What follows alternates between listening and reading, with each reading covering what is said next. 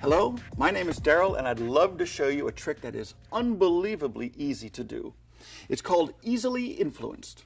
You use a regular old deck of cards, any pack will do. You start by shuffling it thoroughly like this. You give the deck to the spectator, they deal the cards one at a time, as many or as few as they want. It's entirely up to them. Whenever they feel like stopping, they stop, and you discard the rest of the packet. Now for this particular mystery, you need 2 cards, so these cards are dealt into 2 piles. Now remember, the cards were thoroughly shuffled, the spectator stopped at any point.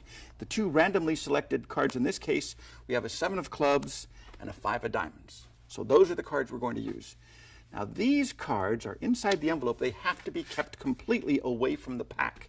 The reason for that is because these cards are easily influenced. Allow me to demonstrate. If I take the 5 of diamonds, which is a 5, place it on the packet, give a little squeeze, all of the cards are 5s. Now sometimes I do this, people think, well, they were always 5s, but that's not the case. If I don't use the 5, if I use the 7 instead, give a little snap, all the cards become 7s. Now that's because these cards were easily influenced by the values of the 2 selected cards. Now here's another thing that's kind of interesting. If I give a little rub like this, these cards will no longer be influenced by their value, but by their color instead.